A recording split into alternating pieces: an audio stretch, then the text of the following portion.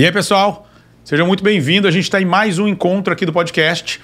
Esse encontro aqui é bem duro, bem forte, né? A gente está com um convidado de peso, né? Um convidado internacional. Na verdade, ele é nacional, mas depois de muito tempo lá fora, agora ele é internacional. Um grande amigo meu. A gente teve a oportunidade de aproveitar que ele está aqui no Brasil. Eu espero que por pouco tempo, de verdade, eu espero. Gosto de você aqui, cara, mas espero que por pouco tempo, porque já vai para uma nova temporada de guerra. E não vou enrolar muito não, mas eu vou apresentar para vocês um grande amigo meu, Júnior Melo. Júnior, seja muito bem-vindo, viu? Obrigado, doutor. A gente aqui vai bater um papo, tá? Eu quero que você conte para as pessoas entenderem, porque assim, todo mundo que a gente traz aqui, Júnior, tem um propósito de mostrar para outras pessoas que elas também são capazes. Independente da modalidade esportiva, você vai contar um pouquinho da sua luta, né? Literalmente a sua luta de vida. E o objetivo aqui é mostrar para outras pessoas que são comuns, como todos nós, que é possível. É possível correr atrás de um sonho, é possível você chegar aonde deseja na sua modalidade esportiva. Se a gente não teve um apoio, se a gente não teve um patrocínio, um patrocínio, a gente é capaz de chegar onde a gente quiser. E essa é a ideia de trazer mais uma vez uma pessoa que eu acredito que é um guerreiro, que é uma pessoa determinada e que está realizando o seu sonho de, inclusive, defender a bandeira brasileira. Cara, então seja muito bem-vindo. A gente vai bater um papo e vou te perguntar muito. Tá preparado, né? Preparadíssimo, sempre. Na verdade, tá bem o volume dele aí? Tá legal, Liz? Tá. Beleza. Me conta mais ou menos, como é que você começou na luta? Né? Me explica quem é o Júnior primeiro, né? Fala galera, meu nome é Júnior Melo, tenho 27 anos, sou natural de Fortaleza, do bairro Conjunto Ceará. Comecei a treinar karatê primeiro com... Não, antes sempre tive um sonho de ser atleta, mas comecei no futebol e me desiludi ali um pouco. Quando eu tinha acho que uns 10, 11 anos, fiz um teste pro Fortaleza, acabei não passando. Mas é meu time de coração sempre, não fico com raiva disso. Acabei não passando e me desiludi um pouco com a bola. Comecei a treinar karatê, mas fiquei com raiva porque fui desclassificado de uma competição que eu acabei dando um murro na cara do oponente. Mas não podia? Não podia, era só no corpo. Eu acabei dando no rosto dele, fiquei meio com raiva daquilo e parei um tempo. E aos 13 anos... teve um projeto do Helder, que é o seu paciente. Começou a falar muito lá no bairro e eu vou começar a treinar jiu-jitsu. Tinha um kimono já parado lá em casa e comecei a treinar jiu-jitsu com 13 anos e desde então até hoje estou nessa luta aí do jiu-jitsu, MMA, sempre. E aí, assim, o Helder, a família do Helder toda é minha paciente. O Helder, o Vitor, a Ana Polini e a Vi. Cara, os 4, a família inteira eu atendo, pai, mães e filhos. Que legal. Então, a partir desse projeto, entrou no jiu-jitsu. E quando que foi que você falou, cara, o MMA também tem espaço para mim? Eu acho que aos 15 anos, mais ou menos, eu sempre via lutas e sempre quis ser atleta desde pequeno. Então, comecei a assistir muito vídeo, ia para casa. Na época, eu acho que em 2011, 2012... A gente assistia muito DVD na época e um amigo meu ganhou um DVD do Pride e a gente começava a assistir na casa dele. Eu disse, meu irmão, fiquei muito interessado com isso. Aí comecei a treinar pouco, assim, um pouco de Muay Thai, treinava mais Jiu-Jitsu, né? Sempre foi o Jiu-Jitsu e comecei a treinar um pouco de Muay Thai quando no final de 2012, eu acho, surgiu uma oportunidade, eu tinha 17 anos ainda, uma oportunidade de fazer uma luta de MMA amador. Não tinha muita experiência em pé, era mais jiu-jitsu, mas bora. Assim, preparado sempre, então vamos nessa. Aí fiz essa luta de MMA amador, ganhei por nocaute no primeiro round. Eu disse, meu irmão, eu quero isso aqui, a adrenalina é muito boa, então vamos continuar nisso aqui. Aí comecei a treinar mais a parte em pé, treinava a parte em pé e jiu-jitsu, mas não tinha não era na época não era que tinha muito coisas vastas assim para treinar, tipo um grappling, um Muay Thai, um boxe. Então era só uma parada bem simples na época. Ia pra academia, batia manopla, trocava uma porrada e muito jiu-jitsu. E desde então Sempre me apaixonei e tô aí nessa luta Massa, faz cara. 10 anos já. E como é que foi? E essa oportunidade de ir para fora? O Brasil é bem representado lá fora. Sim, sempre. A primeira vez que eu fui para fora foi em 2018. Surgiu uma oportunidade para me dar aula no México. Eu agarrei, como sempre, mais experiência para minha vida, né? Tava morando em Natal na época e surgiu uma oportunidade. O Patrício Pitbull, líder da Pitbull Brothers, fez esse convite para mim. Tem uma oportunidade de dar aula lá no México. O cara vai te dar todo o suporte lá, tanto para tu dar aula como para lutar. Não, vamos nessa então. Aí fui, passei um ano lá, acabou que o contrato acabou, eles não quiseram renovar, então voltei. E depois, ano passado, surgiu outra oportunidade para eu ir para os Estados Unidos. Como sempre, agarrei e fui lá e passei esse ano lá. E se Deus quiser, logo logo tô voltando. Massa, com certeza. Por isso que eu falei que eu não quero ele aqui. Eu quero que ele vá embora, né? Ele tá numa temporada aqui. A gente vai fazer um check-up, né? Vamos cuidar um pouquinho da saúde aí e depois ele já vai pegar o voo e vai para novas lutas. Tem alguma coisa programada já, não? Tô esperando a confirmação, mas creio eu que final de maio eu tô lutando aqui no Brasil mesmo. Ah, que legal, cara. Como é que assim, esse símbolo LFA que você tem no boné, tem na camisa, ele tá vinculado a alguma coisa ao UFC? Como é? Ou é uma categoria? Explica para quem não sabe. É um evento muito grande nos Estados Unidos que agora tá radicando pro Brasil. Acho que já tá acho que já fizeram 5 ou 6 edições no Brasil. Vai para a 3ª edição desse ano, agora em maio, e eu creio que esse ano ainda tem mais 4 edições no Brasil. É uma empresa, né? Como é o UFC, mas é um pouco menor que o UFC, mas é do mesmo tamanho e dela sempre saem os lutadores para ir para o UFC, para um Bellator, para os eventos maiores ainda dos Estados Unidos, que é mais reconhecido ainda. Ela é como um acesso. Uma categoria de acesso para as outras Bellator e UFC. E UFC, isso. Massa, cara. E vai ser aonde? Ou seja, onde pretende ser essa luta em maio? O LFA vai fazer uma edição final de maio, 27 de maio, em São Paulo. Agora eu não lembro a cidade, mas é em São Paulo, né? É em São Paulo. Bom, quem sabe, né? Quem sabe a gente aparece por lá, cara. Não? Tô esperando uma confirmação se eu vou conseguir lutar essa. Massa. E depois volta para os Estados Unidos. Depois volto para os Estados Unidos. Beleza. Aí o céu é o limite, né? Não, aí Estados Unidos é massa, né? Cara, e a experiência de morar lá, assim, você já sabia o idioma? Não. Você foi sem saber? Sem saber de nada. Sabia falar espanhol fluente, porque eu morei no México. Mas inglês nem arranhava. E no começo ficava pedindo ajuda aos outros que já estavam lá e me ajuda com isso aqui e tal. Depois de alguns meses eu fui morar com um americano e consegui melhorar mais meu inglês. Eu acho que hoje tem um inglesinho tabajara aí que dá pra arranhar. Dá pra pelo menos pedir uma comida, dá. Não, o meu inglês eu falo que é de índio, porque às vezes eu tenho que fazer mímica, é de índio, né? Eu tive a experiência de trabalhar com muito turista, muito estrangeiro, né? Lá no Cumbuco a gente trabalha com muito estrangeiro, então meu inglês é de índio. Mas é legal que você teve essa oportunidade, alguma coisa assim que marcou lá de luta, alguma coisa diferente assim que você quer contar para todo mundo. Eu tinha recebido a proposta para mim para lá. Começou meio que em 2019, eu recebi uma proposta para ir para os Estados Unidos. Tinha acabado de voltar do México, estava com um mês que eu tinha voltado do México. Aí um cara me chamou, aí acabou que as coisas não deram certo. Aí deixei para lá, fiquei meio frustrado porque eu queria ir, né? Aí em 2020 a pandemia aí ficou a cabeça daquele jeito, como é que vai acontecer com essa doença, que vai acontecer e tal. Comecei a estudar para concurso da polícia, né? Porque, aqui? Para poder ter um meio de vida que me assegurasse aqui para poder realizar meu sonho, que era chegar no UFC, né? E toda a pandemia acontecendo, tudo aquilo, e recebi outra proposta de outra pessoa em 2020 para ir para os Estados Unidos. Eu disse, não, agora eu não vou com isso tudo aqui da pandemia, não vou abandonar minha família também, porque eu tinha que dar um suporte, ajudar.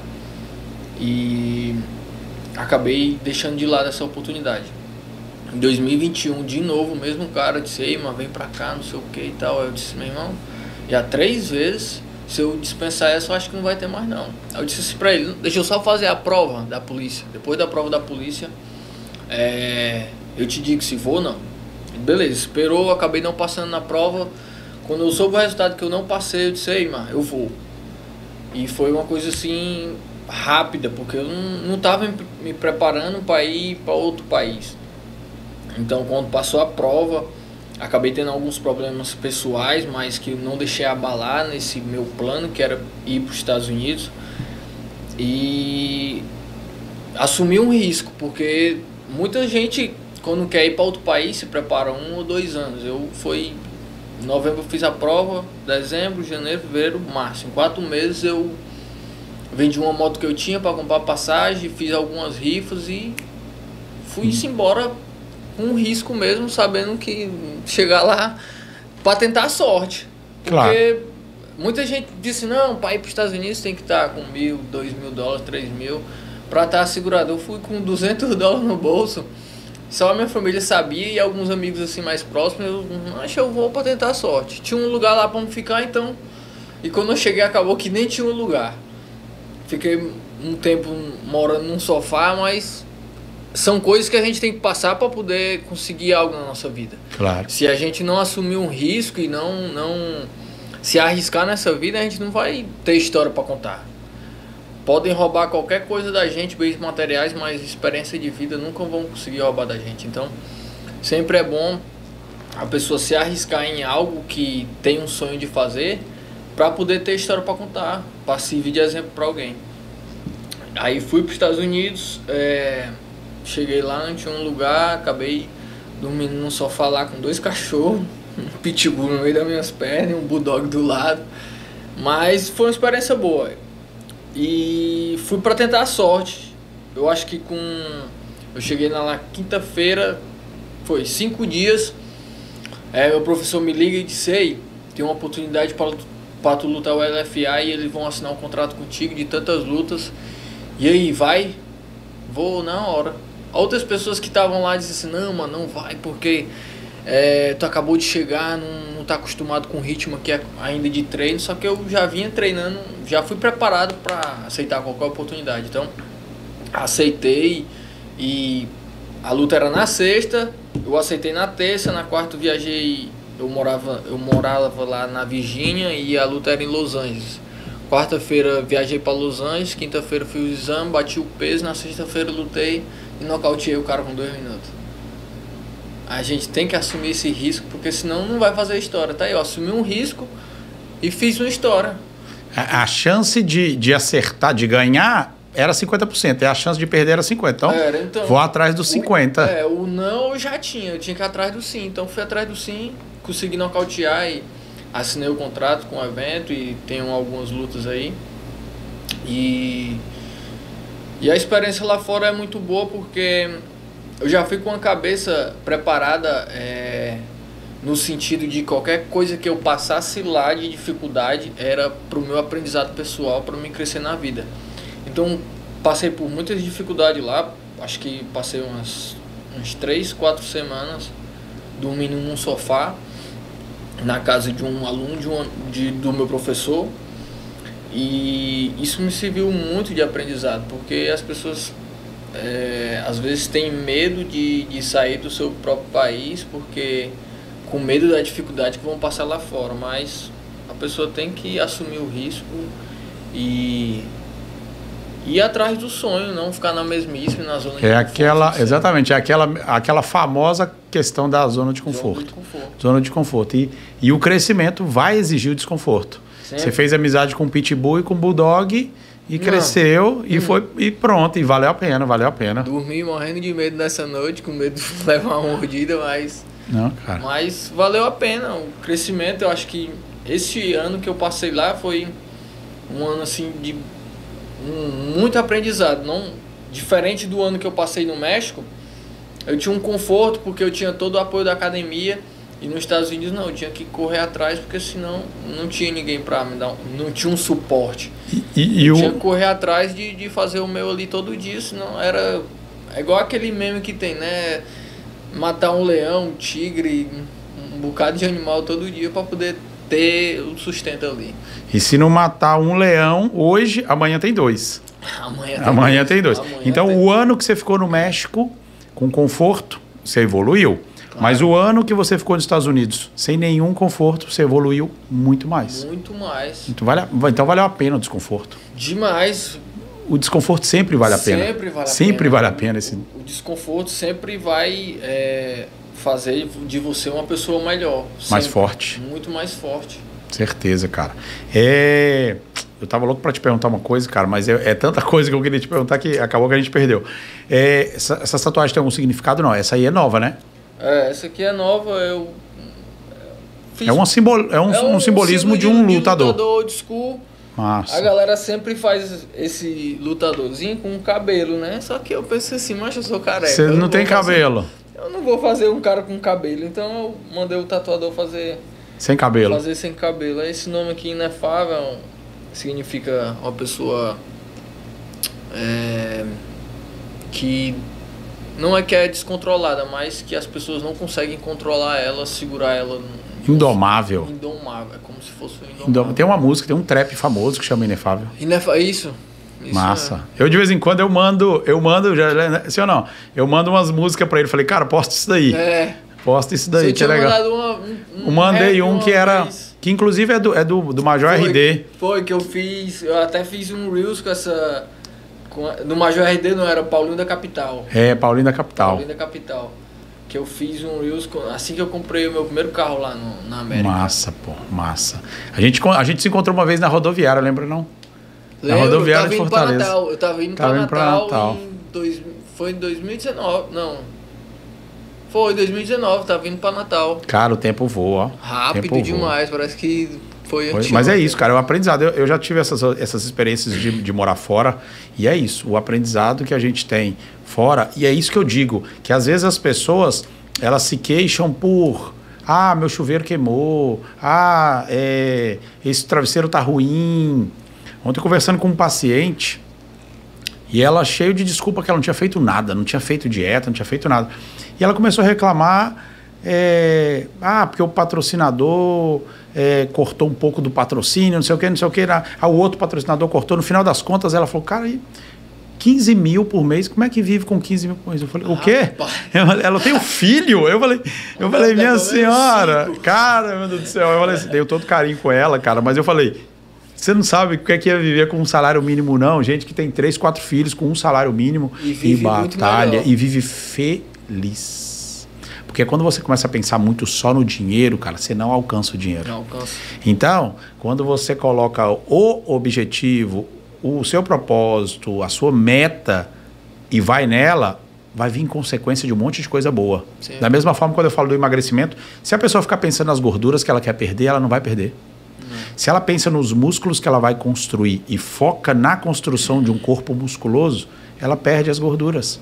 Então, quem fica pensando no dinheiro, e me assustou ela falar que como é que ela vai viver com 15 mil se ela tem uma criança para criar? Eu falei, gente, você não sabe o que é. Uma pessoa para ganhar 15 mil por mês tem que estudar muito. Ou então viver da internet, viver de qualquer outra coisa. Né? Mas, eu acho que até às vezes um policial federal ganha, acho que 16, Você vai estudar muito para chegar no nível de tranquilidade de receber esse salário. Ou você é um atleta, você é uma pessoa da internet, enfim, que possa remunerar sim. Mas a realidade de quem vive, por exemplo, de quem vive num bairro chique, nunca vai saber o que passa num bairro, numa periferia. Não. Então, para ele, você falar aquilo, não sei o quê, não entra na cabeça deles. Não entra. E você trazer essa experiência, a gente ter a oportunidade de mostrar essa experiência, um cara que quer muito chegar ao nível de lutador internacional de uma federação como a UFC, e está passando por um monte de aprendizados até chegar lá. Isso é muito válido pra gente, cara, muito válido mesmo. Eu te conheci através do Maninho, né? Através do nosso querido Maninho. Quero ver o Maninho lutando, cara. É difícil. Só se for sumô agora, que o Maninho tá forte tá demais. Grande, ele tá muito grande, cara. Que legal. Cara, mas é legal te ver aqui. Eu quero cuidar um pouco da sua saúde antes de você voltar. Eu também vamos. Como é que é a questão de suplementos lá? Lá é muito fácil. Tem acesso a tudo. Tem acesso a tudo. Eu acho que só não tem acesso a muito questão de hormonização. Medicamentos assim... Lá é um pouco mais caro. Eu já vi gente falando, não posso dar certeza, mas já vi gente falando que alguns lutadores do UFC usavam GH e uma aplicação era $800. Caramba, cara. Muito caro. Então, essa parte de hormonização eu não conheci muito, mas suplementação como proteína, creatina é muito barato lá. Aquele pote que é o mais caro aqui da Optimum, né? Aqui eu acho que é uns R$600 mais ou menos, 500. Eu não sei os valores de loja. Sei os valores de lojas assim, mas é caro. Lá era uns $30, $40 o maior pote. Então, suplementação lá era muito fácil e sempre estava bem suplementado, proteína, creatina, vitaminas. As lutas, né? As lutas em geral de MMA, elas têm doping? No UFC, doping ou toxicológico? Aqui tem toxicológico, que eu sei, mas doping eu acho que aqui no Brasil eles não fazem o doping ao certo, mas nos Estados Unidos, como tem a USADA lá, que faz parte de testar os atletas contra a dopagem, então lá é muito rigoroso. Lá é muito rigoroso a questão de uso de hormônios, né? Às vezes algum atleta daqui faz algum suplemento manipulado e na manipulação acaba que... Contaminação cruzada. Contaminação cruzada. E havia atletas pegando 2 anos de suspensão por conta disso, sendo que ele não teve a culpa. Foi por causa da contaminação cruzada. Então deixa eu te contar um negócio. Conte. Não existe contaminação cruzada. Eu fui... mal intencionado. Não, tava, cara. Deixa eu só te dizer. Porque existe doping no futebol também, né? Vocês sabem que eu trabalho num clube de futebol grande. E eu fui na farmácia, eu entrei dentro da farmácia, o setor de hormônio, cara, é como se assim, ó, eu tô aqui nessa sala, e aí eu tenho que abrir uma porta, entrar numa subsala, dentro dessa subsala tem mais 2 portas, uma para antibióticos e outra para hormônios. É muito difícil de ter acesso. Eu tenho isso filmado, eu tenho isso que eu tô falando para vocês filmado. Não existe contaminação, a não ser que você vai numa farmácia de manipulação de fundo de quintal. A maioria das farmácias de manipulação, as grandes, elas seguem um padrão brasileiro, né?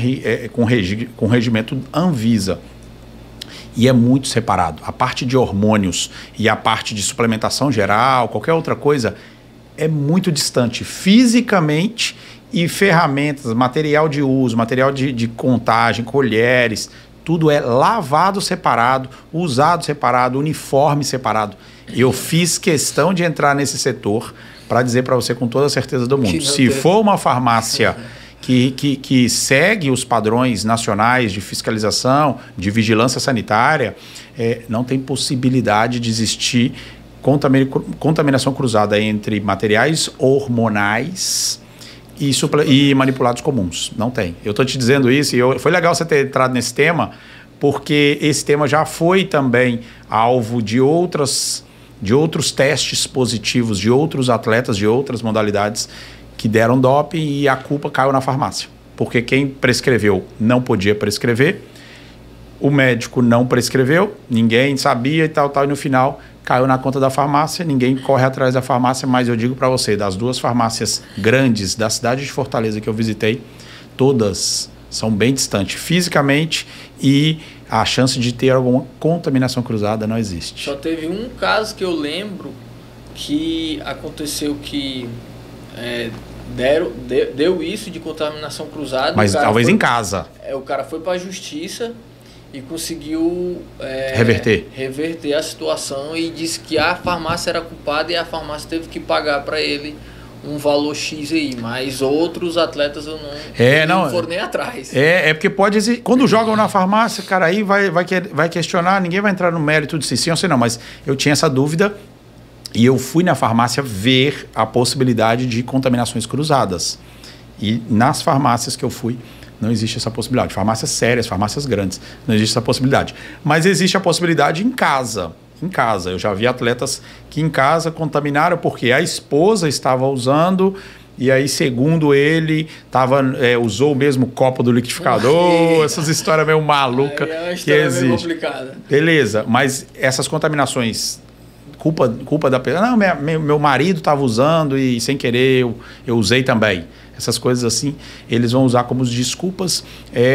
Contaminações por géis, isso pode acontecer, né? O marido está usando um gel de testosterona, a mulher dorme abraçada no cara, e aí é transdérmico, pode ser que aconteça, mas fora isso, tem muita invenção para ninguém comer a punição de 2 anos, 3 anos, né? No caso dos Jogos Olímpicos, 4 anos ou 8 anos.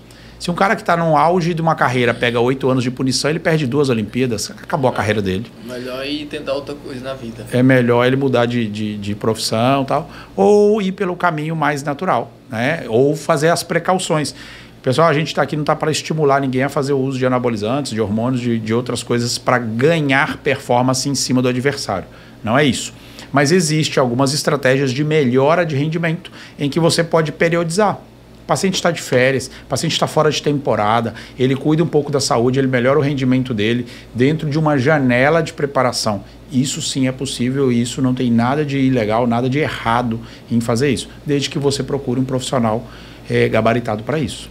O pessoal hoje ainda tem a cabeça muito fechada para isso, diz que não presta, que vai matar, não sei o quê, mas fazem do uso errado. Se procurar um profissional, da maneira certa. Mas assim, ó, tá acontecendo no Brasil hoje uma avalanche de desinformações de pessoas que estavam interessadas em desestruturar a estruturação de melhora, né? A gente sabe que existe um contexto sistêmico para que as pessoas permaneçam doentes. Isso estou falando a nível global, né? A doença gera muito lucro. Demais. Então existe um sistema global de permanecer doente, das pessoas permanecerem doentes, permanecer consumindo medicamentos. Isso existe. Quando existe uma estruturação de pessoas buscando saúde, e aí vem a parte integrativa, a longevidade, a parte de prevenção, essas preocupantes começam a preocupar essas pessoas do outro lado do sistema. E quando essas outras pessoas do outro lado do sistema se sentem ameaçados por pessoas que estão melhorando a saúde de outras pessoas, eles começam a montar uma avalanche de desinformação. E aí aparecem campanhas contra o anabolizante, contra não sei quem. Sendo que o uso de hormônios feito de uma forma correta, feito de uma forma controlada, minimizando os riscos, porque sempre vai ter risco. Qualquer medicamento que você tomar, existe riscos. Minimizando os riscos, minimizando tudo isso, pode gerar um grande resultado de saúde do paciente. O cara que está com baixa de libido, está com baixa de potência, o cara que está desanimado, está com testosterona baixa, esse rapaz precisa de melhorar o convívio social dele, o convívio familiar. Então o uso de medicamentos, muitas das vezes, ele traz muito bem-estar. E aí eles batem na tecla de câncer, de não sei o quê, de faz mal, tal. Mas na hora de mudança de gênero, se você usar, não faz mal. Então é um negócio meio, como é que eu digo? Incompatível, contraditório, porque se um homem usa testosterona acima do fisiológico, ele pode ter um câncer. Se uma mulher decide, ou se uma pessoa se sente homem e decide fazer o uso suprafisiológico, inclusive para adotar características masculinas, aí não tem nenhum tipo de problema. Utilizar hormônios para o fim estético é uma problemática gigante, segundo eles. Mas fazer procedimentos invasivos, perigosos, levando para um centro cirúrgico por fins estéticos, não existe nenhum problema, como são as cirurgias estéticas. Então, são muitas incompatibilidades no sistema que a gente sabe que o final dessa história toda é em prol de deixar as pessoas, manter as pessoas doentes, para que o sistema continue se enriquecendo da indústria farmacêutica. Eu assisti até um podcast um tempo desse, um médico falando que tinha aplicado Deca na própria mãe, mas dizendo que era uma vitamina. E isso melhorou muito a vida dela em vários sentidos e ela nem sabia que estava tomando aquilo. Depois, muito tempo depois, ele falou, que ele teve que contar. A senhora tá tomando isso. E ela, tô tomando bom, não sei o que, mas não é. Acabou de destruir meu plano. Acabou de destruir meu plano. Minha mãe tá ali ouvindo. Eu ia falar, mãe, vamos tomar essa vitamina aqui. Não, mas a ideia é exatamente isso, cara. Exatamente isso. Vou dar um exemplo. Nossa querida colostro. Cara, adoro colostro, isso é indiscutível, né? Minha mãe usa, minha esposa usa, todo mundo, todos os meus atletas todos usam colostro. De grande valia para a gente, né? Para recuperação pós-treino, para melhorar nosso sistema imunológico.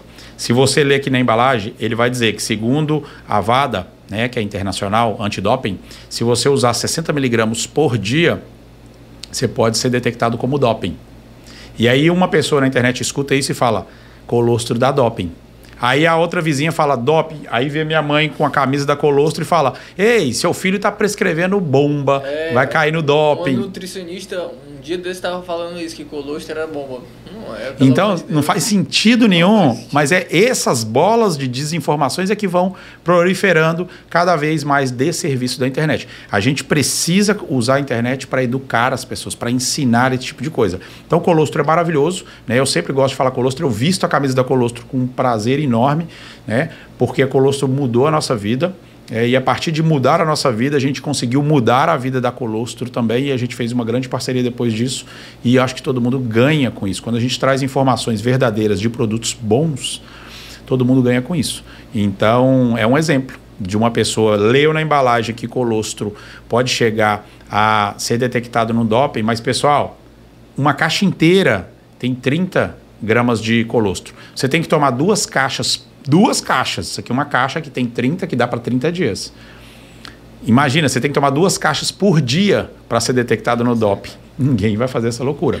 Então, só para você entender como a desinformação ou a não explicação da informação pode atrapalhar muito a utilização de um produto muito bom. Depois você me manda esse vídeo da menina, da nutricionista, falando de colostro é bomba.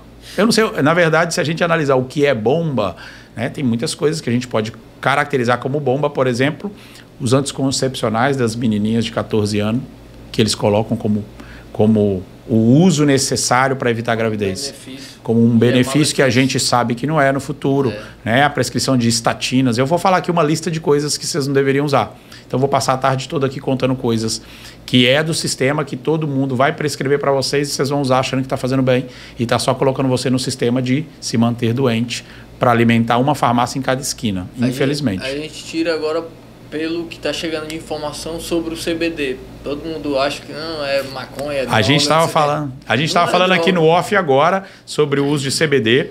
Eu estava até falando para ele. Foi o Maninho, esse grande amigo nosso, que é amigo em comum, há muitos anos atrás me pediu se eu prescrevia CBD. Eu falei que eu não sabia informações de CBD. Porque a galera do jiu-jitsu usa muito no pós-treino, né? E aí eu comecei a buscar informações. E até hoje, né, eu prescrevo CBD, eu uso CBD toda noite. Então, até hoje, às vezes você está explicando para o paciente e fala, olha, esse aqui é o óleo, é um óleo medicinal, é o óleo de CBD. A gente tem uma grande parceria com a H3, que é uma empresa chilena, importa, traz para o Brasil. E aí, olha, isso aqui é um CBD, vai te ajudar na insônia, na ansiedade, até naquela compulsão alimentar para quem está querendo emagrecer, para outras doenças neurológicas, a gente já sabe que o CBD tem grande valia. E aí o cara, que interessante, cara, eu me interesso e tal. E de onde que surgiu isso que eu nunca ouvi falar? Eu falei, não, cara, isso aqui é o óleo da maconha. Não quero mais. Gente, entenda. Existe, né, ilegalmente no Brasil o uso recreativo da maconha. Isso é uma outra história. Nós estamos falando de empresas sérias, mundo afora, lá nos Estados Unidos. Califórnia está 10 mil anos na frente do Brasil em relação ao uso do CBD. Você vai na cafeteria, dá umas gotinhas aí de CBD no café, vende o pó de café com CBD dentro. E no Brasil aqui, você fala CBD, o cara já fecha a cara. Ele fala, não quero saber de droga, não sei o quê. Então, é a desinformação que a gente precisa trazer para a internet, coisas assim bem mais recheadas inclusive de embasamento. A gente sabe da importância de usar medicamentos, no caso o CBD, tem um respaldo científico gigantesco respaldo científico. No Brasil ainda entrava muito, tem várias leis tentando avançar um pouquinho, né? Tem alguns lugares em Pernambuco, eu acho que agora tem uma associação que está autorizada a plantar. Tem limitações de pés, claro, mas está autorizada a plantar. Eu acho que no Rio de Janeiro tem uma outra associação que está autorizada a cultivar para poder fazer o uso medicinal. Mas mundo afora, todo mundo usa, cara. O Brasil é muito Tem aqueles dois lados da mídia, né? Uma mídia má que destrói e fala mal porque quer vender aquele produto que ela acha que é melhor, e tem a mídia que faz o bem, que mostra a informação certa. Lá nos Estados Unidos, a maioria dos autistas usam CBD para o melhor funcionamento do cérebro, e aqui não, aqui pois é. há pouco ainda, por isso que lá sempre é 10 passos à frente daqui. Claro, eu fiz postagem inclusive, pessoal, eu fiz a postagem outro dia do CBD. E aí uma mulher me escreveu, falou, eu sonharia em usar isso com meu filho, mas está muito caro. Ela escreveu, está muito caro. Eu falei, depende do que é caro. Você ver o seu filho saudável, eu não acredito que seja muito caro, eu pagarei qualquer preço para ver o filho saudável. Ela disse, não, mas não é qualquer preço, é R$ 2.500.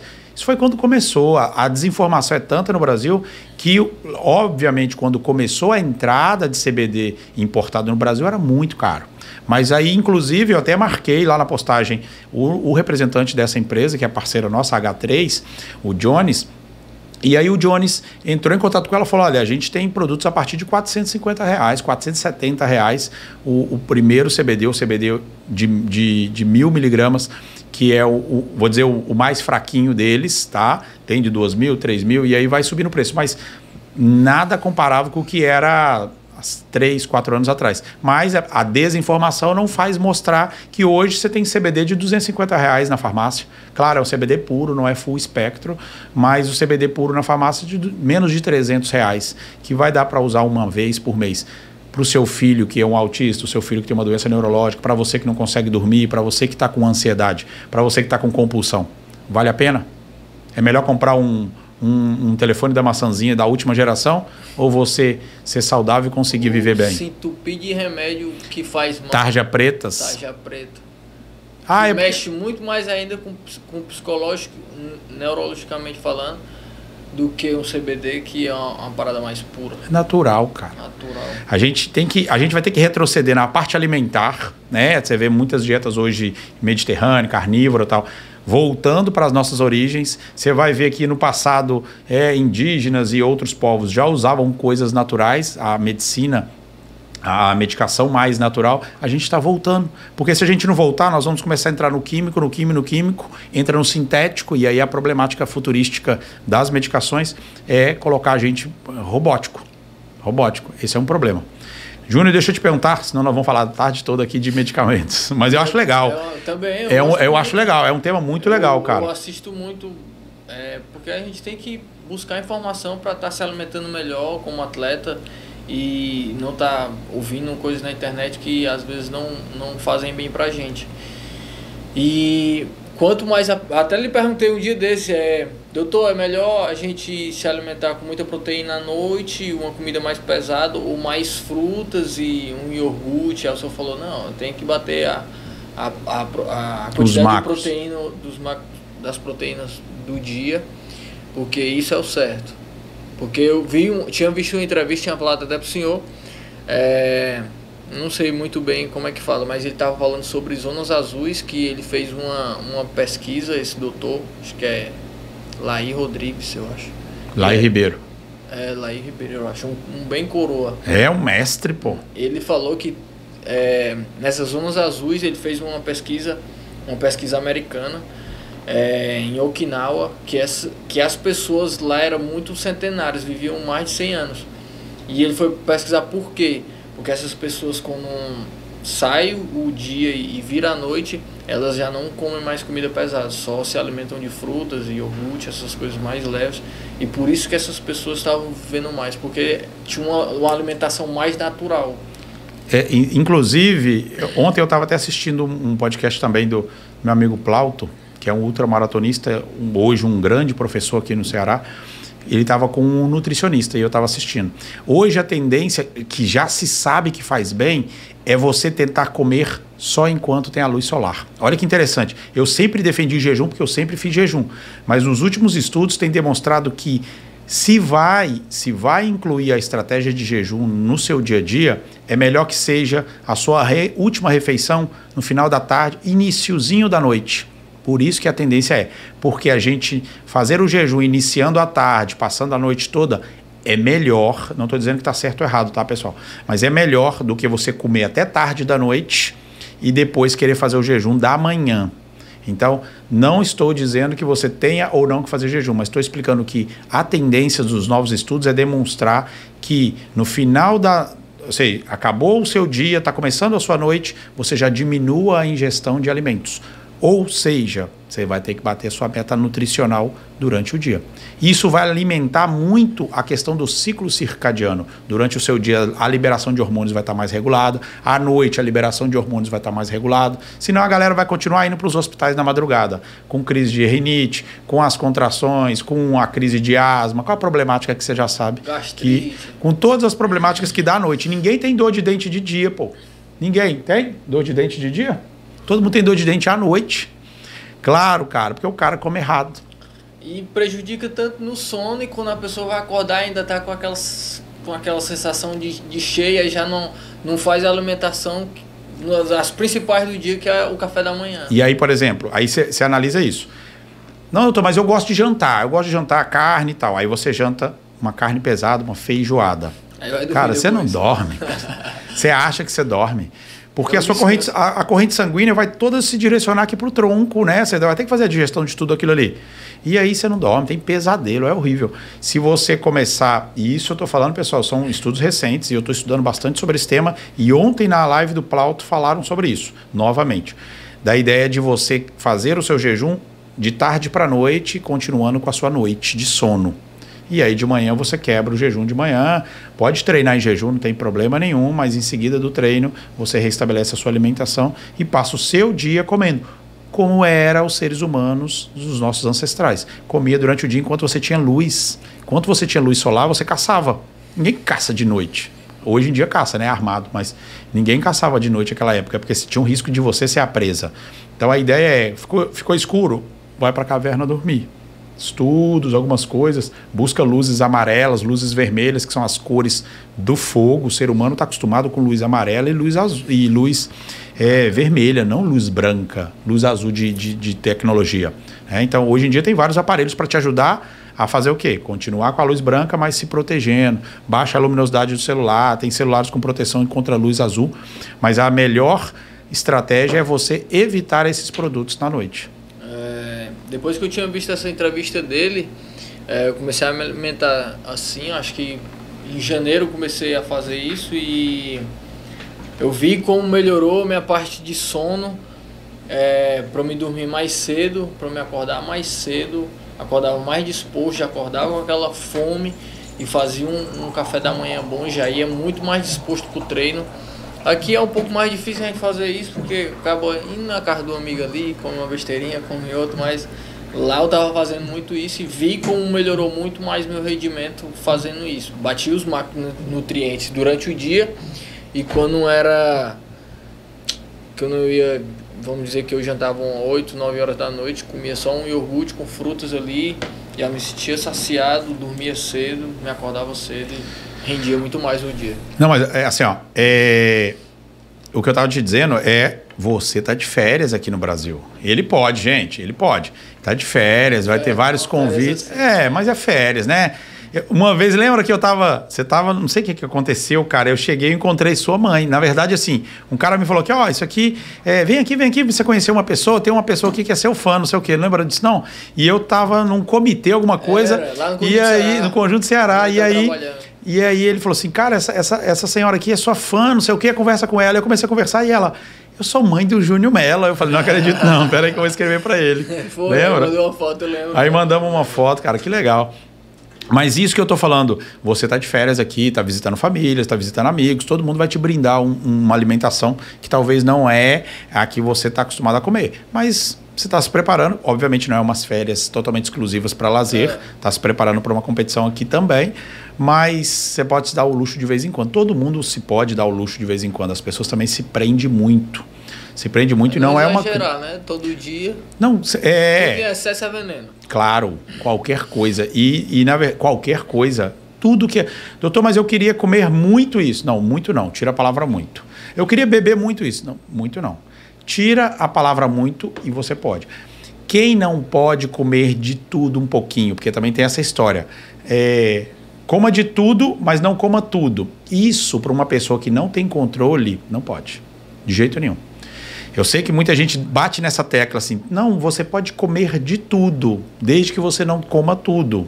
Para a pessoa comer menos, para comer uma quantidade menor de tudo. Mas essa pessoa está com um distúrbio mental relacionado à alimentação.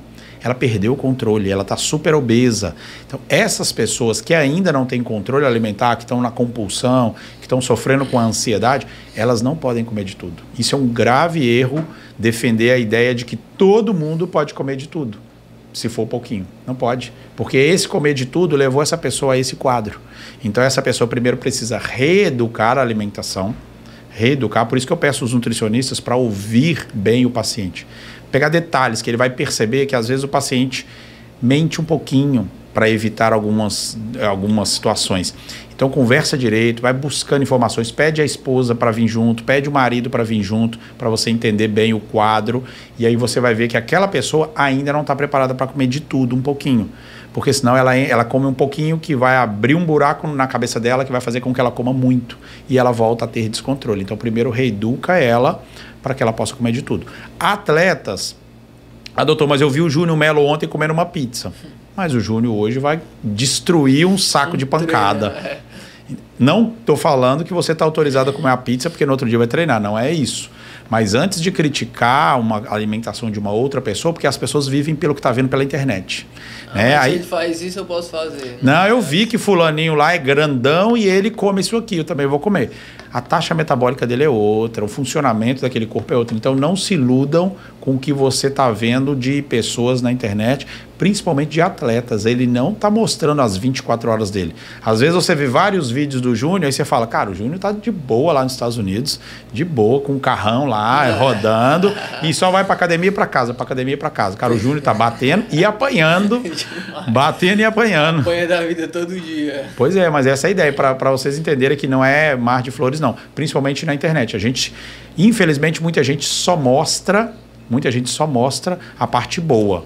Aquele Mark Zuckerberg, né, que é o do Instagram, do Facebook, ele mesmo fala que ele é americano, fala que na América não usam tanto o Instagram como o Facebook. E no Brasil já usam demais. E ele fala assim, não, no Brasil as pessoas usam demais Instagram e Facebook porque elas gostam da mentira. Ele falou desse jeito num programa lá nos Estados Unidos e muita gente ficou abismada com o que ele falou, mas é a verdade.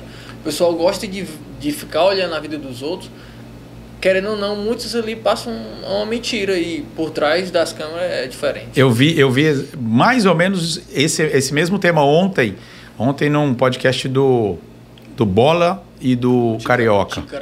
Ticaracatica Cast. E eles estavam falando exatamente isso. Os Estados Unidos, eles assustam como os brasileiros se expõem e consomem as redes sociais. O Brasil, ele tá, não vou dizer que ele é o primeiro, mas ele está muito alto no ranking de consumidores de vida alheia. É tipo isso. Você vê que o Big Brother em vários países já foi extinto. E no Brasil tá na 20ª e pouca, sei lá quantas. Sempre. Mãe, minha mãe sabe. 23, sabia que minha mãe sabia. 23 edições do Big Brother. Não estou falando mal não, tá, pessoal? Mas é porque não é um conteúdo que eu consumo. 23 edições do Big Brother. Vários países já não existe mais. Porque o brasileiro, ele, não vou dizer que ele é campeão, mas está bem alto no ranking de consumir a vida alheia. E quem está mostrando a sua própria vida, muitas vezes mostra só o que quer mostrar. E passa uma imagem enganatória. Aí as meninas começam a querer aquela idealização de corpo, os caras começam a querer aquela idealização de músculo e não sabe o trajeto. Muita gente está doente psicologicamente por causa disso, porque vê a vida dos outros e acaba, mas se essa pessoa tem, eu quero ter também, e acaba não conseguindo e acaba ficando doente psicologicamente. Frustra. A ansiedade, por isso que hoje a ansiedade é uma das doenças mais causadas no Brasil. Essa busca incessante. E aí a menina fala, cara, mas fulaninha pesa 55, e eu tenho que... As pessoas me escrevem assim e falam, doutor, me inclui num grupo aí porque eu preciso de perder 14,7 kg. De onde você tirou esse número, pelo amor de Deus? Não, porque eu quero chegar nesse peso aqui. Atrás de que você está querendo chegar nesse peso? Porque fulana tem esse peso. Então as pessoas vão com uma modelação de outra pessoa que você não sabe se ela é feliz, você não sabe se ela toma remédio, você não sabe se ela tem uma vida social, se ela tem um relacionamento tóxico, porque ela vai mostrar só a parte bonita. Ela vai mostrar ela maquiada. Você percebe que tem muitas pessoas que não aparecem na internet sem filtro. Verdade. Você tá com filtro aí, Júnior? Porque eu não passei, não. Não passei meu filtro hoje, não. O cara é acabado mesmo assim. Não é? Eu tô bem aqui também destruído pela vida, mas a gente mostra muita coisa. Vocês vão ver semana que vem também nossa aventura lá na Patagônia. E a gente vai mostrar a parte boa e parte ruim. Tem que mostrar, cara, para as pessoas até se inspirarem também. Falar, cara, não é tão fácil assim, não. É legal você contar toda essa sua trajetória aqui para as pessoas verem, ó, cara, será que eu vou ter que... Eu vou para os Estados Unidos e lá é só glória, é só receber em dólar. Vai gastar em dólar também, pô. Gente, eu vejo que tem muito TikTok, muito YouTube que faz isso. Não, só vem para os Estados Unidos se tiver com isso e com isso. E não é. Aí a pessoa se mata aqui de trabalhar 1, 2 anos para ir e acaba que um mês lá a pessoa não conseguiu atingir o que aquela pessoa atingiu, aí se frustra e quer voltar. Não é assim, a pessoa tem que assumir o risco, mas também não pode esperar o momento certo. A pessoa fica esperando, vou esperar o momento certo, vou esperar o momento certo. Acaba morrendo e nunca vai chegar o momento certo. Tem que se arriscar, mas também não pode ir pela cabeça desse pessoal que fica vendendo na internet mentira. Não, assim, ó, é bem legal isso que você falou agora. O se arriscar com parâmetros, né? Você não vai colocar em risco. Você vai falar assim, cara, vou estudar essa situação aqui, não vou esperar eu ter dinheiro para comprar o tênis perfeito para poder sair para correr. Não, cara, eu tenho esse tênisinho aqui, eu vou correr com esse. Eu sei que ele não vai ser o melhor, ele não é um tênis ideal para grandes distâncias, mas começa com o que você tem. E tem que dar o primeiro passo. Você só vai conseguir chegar no destino se você der o primeiro passo. E isso das pessoas acreditarem que vai ser fácil é um dos maiores mecanismos de frustrar. Porque ninguém mostra que é um caminho tortuoso. Eu falo com às vezes os pacientes chegam lá, Júnior, e falam assim, ó, doutor, eu não consegui fazer 100%. Eu falo, cara, você não entendeu que não era para você fazer 100%? Não é. Doutor, mas é porque eu fiquei uma semana, peguei uma virose. Falei, cara, tem 3 meses que eu tô te acompanhando. Você pegou uma virose, te deixou acamado 3, 5, 7 dias. E o resto? Cara, o resto, se você fez bem, isso faz parte do trajeto. Ninguém vai ter uma trajetória de evolução assim, ó, linear, com um asfalto lisinho, assim, não. Não, vai ter rua, vai ter buraco, vai ter quebra-mola, você vai ter que frear, vai ter que andar pelo acostamento, vai ter que parar. Tem um monte de coisa que pode acontecer nesse trajeto e eu prefiro que a pessoa imagine o pior cenário. Eu sempre falo isso para qualquer coisa. E qualquer objetivo que a gente for fazer na vida, no meu pensamento, não sei se é o certo, mas é o que eu acredito, que é solitário. Em qualquer coisa que a gente for fazer na vida é solitário. Na vida de um atleta, se ele for buscar alguma coisa, um sonho fora, é solitário. Lá nos Estados Unidos, muita gente eu vi que faz TikTok real mesmo, que conta a história real, que eles vão para trabalhar em Boston, na Flórida. Eu vejo como a vida deles é solitária porque acabam meio que ficando depressivos porque não tem a mesma amizade que tem aqui no Brasil, não tem as mesmas saídas, porque lá quem vai para construir alguma coisa trabalha 7 dias na semana, não tem folga, trabalha todo dia, sai de casa, vai trabalhar, volta, faz a mesma coisa todo dia. Acaba que muita gente entra numa depressão, fica numa ansiedade. Eu estava um pouquinho ansioso antes de vir porque todo dia eu tava fazendo a mesma coisa. Chegava, tinha meus amigos da academia, mas não é a mesma coisa. O americano é muito retraído, muito na dele. Não é como o brasileiro, que é aconchegante, que a gente chega assim numa esquina e vê nossos amigos, e aí começa a conversar e passa ali horas e horas. O americano não, acaba a situação ali que tá acontecendo num treino. Acabou o treino, todo mundo vai para casa, não fica conversando. Zero resenha. Zero resenha. Não tem muito. Em outras academias tem, porque tem muito brasileiro. Na Flórida eu vejo que tem muito brasileiro, tem muita academia. E acaba que tem aquela resenha por causa dos brasileiros, mas não o americano. O americano faz as coisas dele ali, acabou. Aí eu te pergunto, tá certo ou errado? Tá certo. Qual país é mais desenvolvido? Tá certo. Então, se você analisar... É o costume, né? Mas assim, ó, na verdade é o seguinte, faz primeiro o que está previsto. Né? É porque o brasileiro ele quer a tranquilidade e a diversão o tempo todo. Eu não estou falando de deixar de ser feliz enquanto está fazendo o processo, não é isso. Mas é porque ele já inclui no trabalho o momento de lazer. E eu acho que tem que ser muito separado para que a gente consiga levar a sério o que está sendo feito. Tá? Não sou contra ninguém se divertir, nada disso. Mas sou workaholic. Eu sou workaholic. Eu tenho essa plena convicção, né, que eu sou viciado em trabalho. Trabalho muito. Sim ou não, dona Geni? Trabalho demais, né? Minha mãe sempre cobra. Mas é por isso. Exatamente porque eu acho que as coisas só vão evoluir se você trabalhar. E isso que você falou de às vezes, estar sozinho, faz parte do ser humano. Porque nem sempre a pessoa vai conseguir te acompanhar na mesma velocidade. E se você quiser puxar, talvez é um fardo e aí você não evolui, né? Verdade. As pessoas se casam para se unir e essa comunhão seguir junto. Mas quando você vê que um amigo, um companheiro tá te atrasando, cara, é melhor cortar a corda e falar, cara, vamos cada um na sua velocidade. A gente não deixa de ser amigo, mas cada um na velocidade porque você tem que avançar. Tem até uma foto que eu vi esses dias de duas pessoas segurando a corda e a pessoa que estava puxando mais forte acaba que estava se machucando e ela não estava percebendo que estava machucando, mas quando ela soltou, curou ali, ela deslanchou. Deslanchou. Cara, então assim, não é crítica também, pessoal, porque as pessoas às vezes falam assim, cara, mas esse cara aqui é meu amigo de infância. Cara, ele não vai deixar de ser seu amigo da infância. Mas nesse momento agora, você está em evolução. É períodos e períodos. Deixa o seu amigo da infância como seu amigo da infância. Eu tenho vários grupos de amigos de infância. Tenho amigos lá de Contagem, que eu mantenho relação de contato com eles, mas eles não podem me impedir de evoluir. São amigos... Sou mineiro? Sou mineiro de Belo Horizonte. Sou de Belo Horizonte. Cara, os mineiros são complicados na América. Cara, eu tenho o maior orgulho de ser mineiro. Eu adoro queijo, torresmo e queijo. Mas é porque, na verdade, existe uma cidade no Brasil americanizada. Conhece, não? Juiz de Fora. Não, Juiz de Fora não. Tem outro nome. É Juiz de Fora, é. Todo brasileiro que é lá de Minas, dessa cidade, vai para os Estados Unidos. Lá tem até em dólar, as coisas vendem lá em dólar. Exatamente. Cidade. Cara, eu não lembro. Cidade, não? Tô esquecendo o nome agora, mas depois eu vou lembrar. É perto de Paba. Governador Valadares. Governador Valadares. Rapaz, todo mundo... Exato. Eu acho que tem uma embaixada dos Estados Unidos em Governador Valadares, cara. O pessoal vai chegar para tirar o bicho, é negado logo de comer. Você é da onde? Minas? Não, Governador Valadares. Não, eu sou de Belo Horizonte. Não.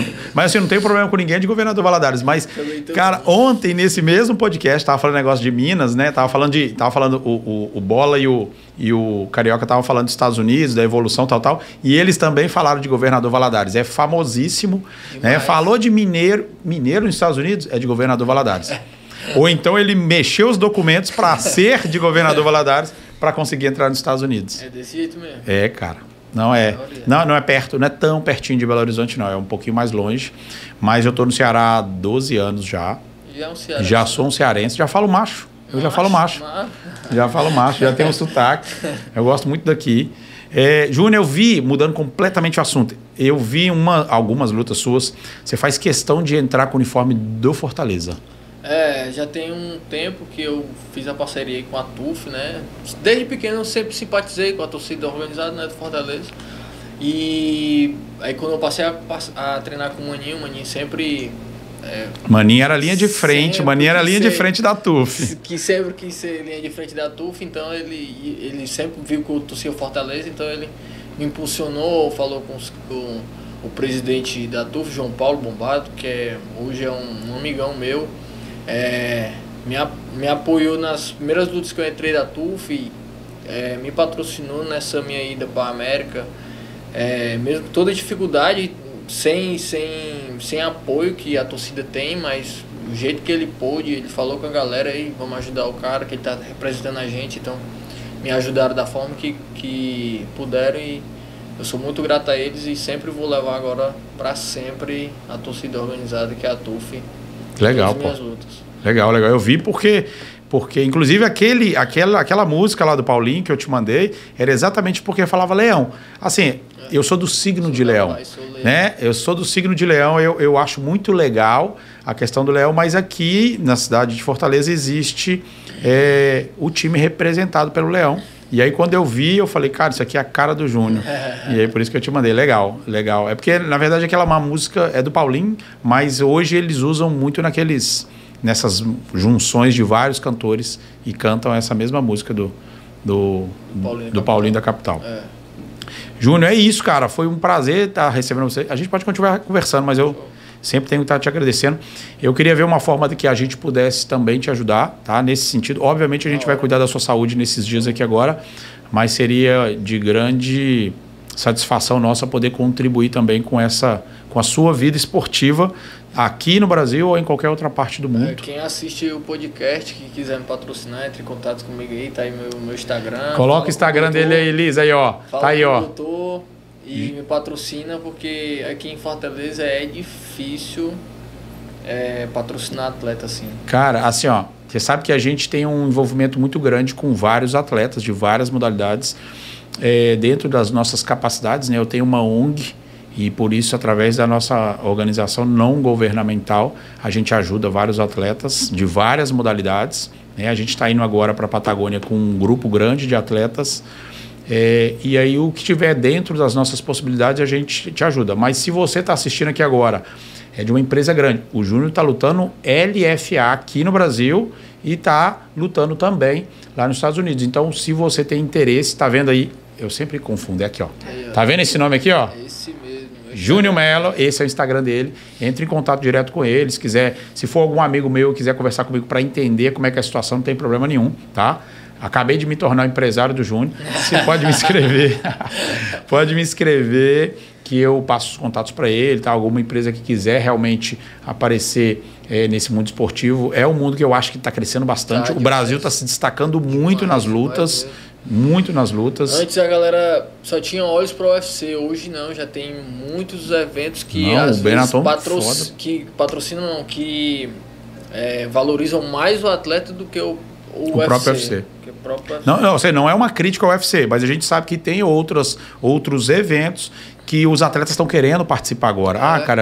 Eu quero participar do UFC, é um sonho para todo mundo, mas existe outros. Tem um evento nos Estados Unidos, ele é novo, acho que ele tem uns 6 anos que está nessa forma, que é meio que a junção que eles chamam da NFL, que é etapas, aí tem o playoff no final e o finalista, quem ganha a final, ganha $1 milhão. Isso ajuda demais um atleta. Quem ganha $1 milhão e faz 4, 5 lutas no ano, ganha $1 milhão no final. Vale super a pena. Ajuda e, demais. Na verdade, se você analisar, assim, das modalidades esportivas, se os organizadores conseguirem patrocinadores para um grande prêmio final, isso motiva muito. Demais. Porque a maioria dos atletas eles têm uma dificuldade de recurso. Tirando o futebol, os outros esportes não são vistos como forma de investimento publicitário. Então as pessoas não querem investir nos esportes tirando o futebol. Até o futebol feminino sofre com isso. Imagina as outras modalidades. Então, tiveram um grande prêmio, né? Dica para os organizadores. Os meninos, o Pagula, os meninos que fazem o Armagedon aqui, eles buscaram essa linha de pensamento. Darem grandes prêmios no final da competição, e isso traz muita gente motivado e levanta o nível da modalidade. Então eu acho que é bem por aí. O MMA está muito em crescimento. Antes, no canal Combate só passava o UFC. Hoje não, já passa o Bellator, já passa o PFL, já passa o One Championship, que é um evento muito grande na Ásia, acho que é o maior da Ásia que tem, que valoriza bem o atleta, sempre. Sempre nas lutas lá, a maioria dos brasileiros agora sempre dão um show e conseguem um prêmio, um bônus da noite de $50 mil. Olha aí, cara. Ganham o dinheiro para lutar e ainda ganham um bônus de $50 mil no final da noite. Ajuda, incentiva demais, qualquer um a lutar, pô. Demais, com certeza. Não, então é isso, cara. Obrigado por você ter vindo, cara. Obrigado, de verdade. Eu tô despedindo dele aqui, pessoal, mas se Deus quiser, na outra semana a gente vai bater um papo. Não tem data para ir embora ainda. Não. Então, ótimo. Junho, mais ou menos. No meu retorno, eu retorno depois, no finalzinho de abril, eu retorno para cá, pro Brasil. E aí a gente vai sentar, vamos conversar. Aquilo que a gente conversou lá no direct, vamos colocar em andamento também. E vamos entrar nessa parceria aí para ver se a gente pode te ajudar no que puder, te ajudar a melhorar a sua saúde aqui e também contribuir com alguma coisa lá nos Estados Unidos. Beleza, cara? Obrigado por você ter vindo. Obrigado, te entreguei aí a camisa da Colostro, que eu quero que você Colostro, vamos ajudar o rapaz, Colostro. Vamos dar um jeito, viu? Vamos dar um jeito de você começar a utilizar colostro para você sentir a diferença e dar esse depoimento para a gente. Dá um depoimento de que melhorou a colostro. Quando chegar de viagem, a gente resolve tudo isso. E aí você sentir a melhora da utilização de colostro, você vai ver que você fica com outro ânimo, até melhora a sua noite. Até melhora a noite. A gente estava falando do uso de CBD e melatonina. O próprio colostro incentiva você a produzir mais naturalmente a melatonina. Obviamente, a gente tem que tentar fazer a higienização do sono. Tá? Então, larga seu celular de noite, sua televisão, para tentar dormir cada vez melhor. Beleza? Show. Cara, obrigado de verdade. Pessoal, se vocês quiserem fazer alguma pergunta para o Júnior, escreve aqui embaixo nos comentários, eu faço chegar para ele. Como eu já coloquei, põe aí de novo, Liz, que agora eu já treinei. Aqui, ó. Cadê? Aqui, assim, mais ou menos, ó. Esse é o Instagram do Júnior. Vocês entram aí, faz comentários, curte as fotos deles. Me sigam lá, galera. Segue o Júnior Melo lá, isso ajuda muito. Às vezes a gente fala assim, cara, segue o canal, se inscreve. Isso aí não é para fazer número, é porque a plataforma, o algoritmo das plataformas entende que o seu conteúdo é relevante e aí faz o Júnior entregar conteúdo para mais pessoas. Isso vai motivar que alguma empresa se interesse pelo trabalho dele. Então é por isso que eu peço para vocês entrarem no Instagram dele, curtirem as fotos, começarem a seguir, porque ele é um representante aqui do estado do Ceará, ele é um representante do Brasil, fazendo a luta dele lá. Fortaleza. Foi representante do adversário, representante do meu adversário. Mentira.